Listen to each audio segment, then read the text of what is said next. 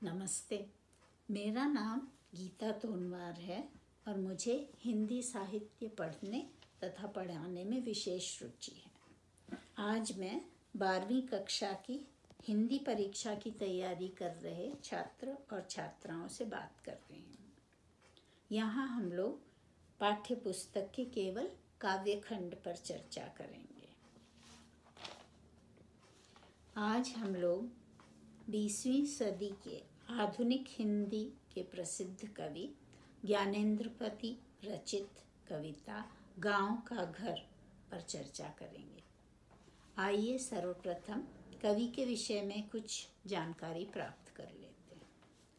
श्री ज्ञानेंद्रपति का जन्म 1 जनवरी 1950 को झारखंड के पथरगामा गोड्डा गांव में हुआ। देवेंद्र प्रसाद चौबे तथा सरला देवी उनके माता पिता थे।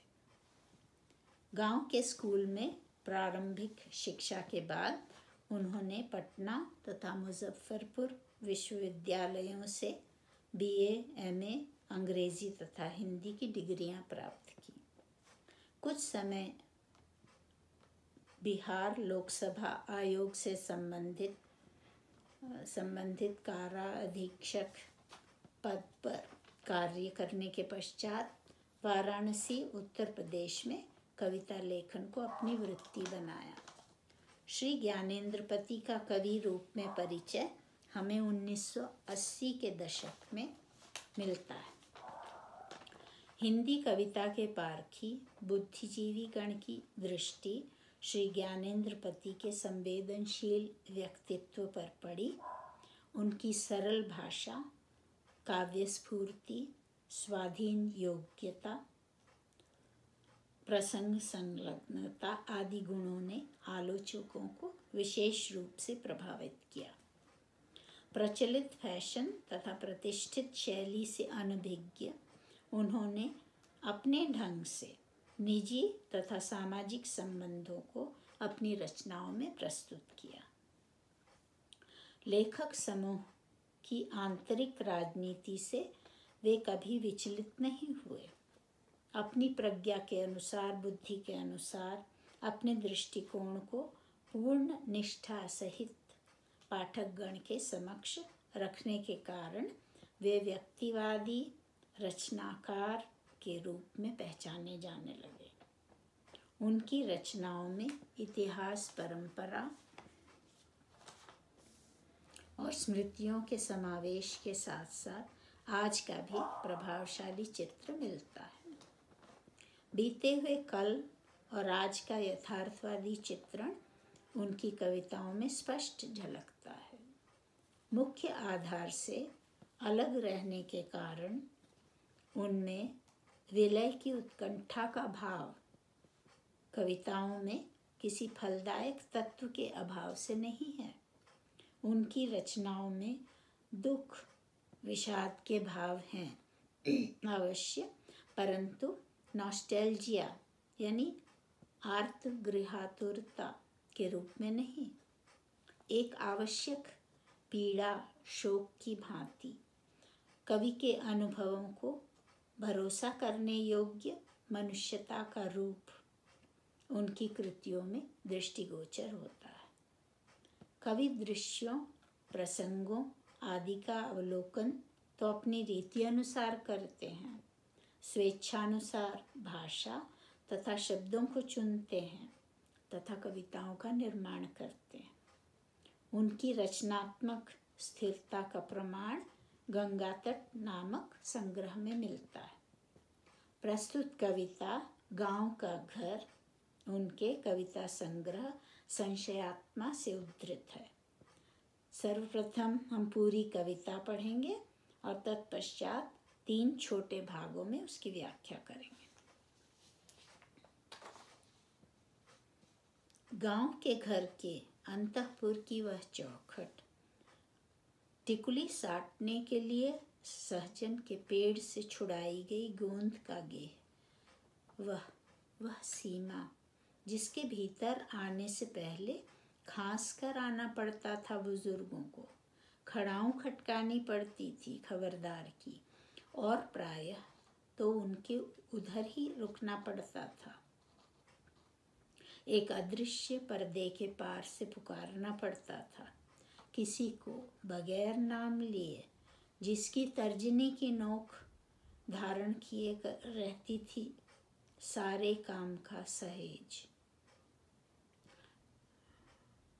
शंख के चिन्ह की तरह गांव के घर की उस चौखट के बगल में गेरू लिपि भीत पर दूध डूबे अंगूठे के छापे, उठौना दूध लाने वाले बूढ़े ग्वाले दादा के, हमारे बचपन के भाल पर दुग्ध तिलक महीने के अंत तक गिने जाते एक एक कर।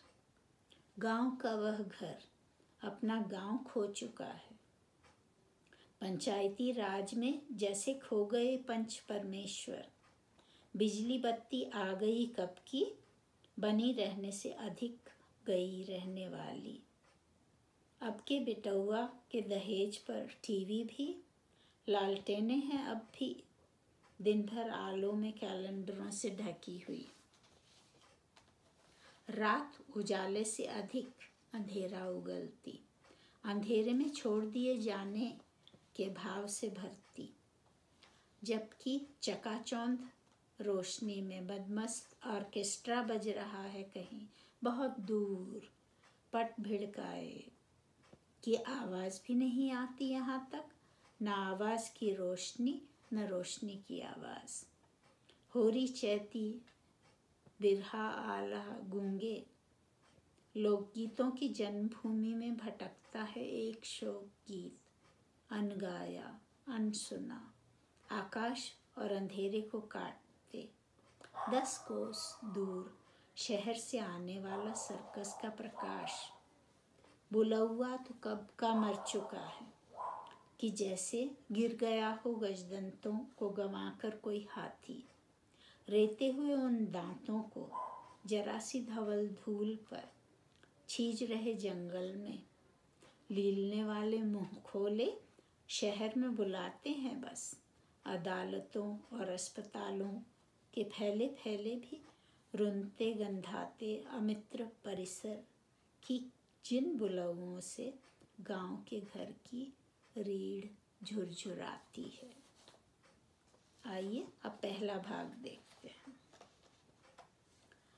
गांव के घर की अंतःपुर की वह चौखट, टिकुली साटने के लिए सहजन के पेड़ से छुड़ाई गई गोंद का गेह, वह सीमा जिसके भीतर आने से पहले खांस कर आना पड़ता था बुजुर्गों को, खड़ाऊं खटकानी पड़ती थी खबरदार की, और प्रायः तो उधर से उधर ही रुकना पड़ता था।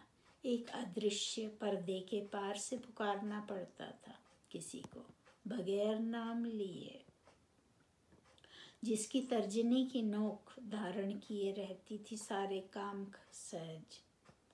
शंख के चिन्ह की तरह गांव के घर की उस चौखट के बगल में गेरू लिपि भीत पर दूध डूबे अंगूठे के छापे, उठौना दूध लाने वाले बूढ़े ग्वाल दादा के, हमारे बचपन के भाल पर दुग्ध तिलक महीने के अंत में गिने जाने एक एक कर। शब्दार्थ देखिए। अंतःपुर यानी घर का आंतरिक भाग, चौखट दहलीज, टिकुली धातु की बनी बिंदी, गेह घर, बुजुर्ग अभिभावक यानी प्रौढ़जन, खड़ाऊं लकड़ी की चप्पल, खबरदार सावधान, अदृश्य अनदेखा, पर्दा पट, तर्जनी पहली उंगली तर्जनी, सहज आसानी, गेरू गोबर और मिट्टी का नारंगी लेप, भीत दीवार, उठौना रोज बाहर से नियमित दूध खरीदकर मंगाए जाने का क्रम, भाल माथा, दुग्ध तिलक, दूध का टीका। इस कविता द्वारा कवि अपने गांव घर का, जिसमें उनका बचपन बीता था, बचपन की मीठी यादें जिससे जुड़ी हुई हैं, उसका विस्तृत वर्णन पाठक के समक्ष प्रस्तुत करते हैं। कैसा है उनका गांव का घर, जिसमें प्रवेश करने से पहले एक दहलीज थी, जो घर के आंतरिक भाग में घुसने से पहले पार करनी होती थी। वह घर जिसकी दहलीज पर धातु की बनी बिंदी को जोड़ने के लिए पास के पेड़ के गोंद से गोंद लाया गया था। यहाँ कवि गांव में पाली जाने वाली रीति की ओर पाठक का ध्यान आकर्षित करना चाहते हैं।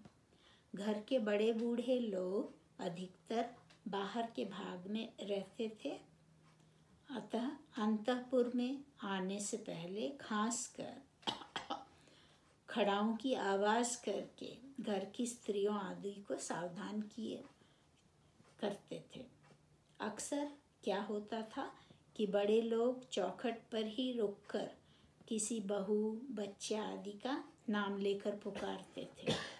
कवि के अनुसार जैसे पर्दे का उद्देश्य दूसरी ओर के दृश्य को छुपाने का होता है, ऐसे ही चौखट पर कोई सच में पर्दा नहीं है, पर फिर भी बुजुर्ग किसी को पुकारते हैं। यह उस समय के गांव के घरों में पालन किया जाने वाला तरीका था। घर के सभी काम घर के दादा या पिता या चाचा की तर्जनी की नोक अर्थात उनकी इच्छा और सहमति पर चलते थे। संयुक्त परिवार के सभी सदस्य, बेटे, बेटी, बहू, पोता पोती आदि, सब उनकी बात आसानी से मानते थे, जैसे शंख के चिन्ह की तरह होती। कवि आगे और घर के विषय में बताते हुए कहते हैं कि चौखट के पास गोबर और मिट्टी के नारंगी लेप से पुती हुई दीवार है।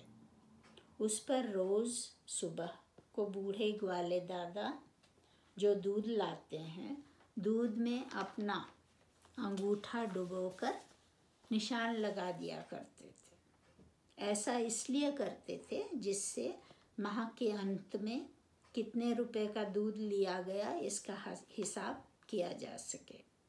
इस निशान लगाने की क्रिया की तुलना कवि अपने बचपन रूपी माथे पर लगे हुए दूध के टीके से करते हैं। माथे पर टीका किसी शुभ का सूचक होता है, अतः कवि अपने बचपन को बड़े स्नेह से यहाँ याद करते हुए प्रतीत होते हैं। अब दूसरा भाग देखते हैं। गांव का वह घर अपना गांव खो चुका है, पंचायती राज में जैसे खो गए पंच परमेश्वर। बिजली बत्ती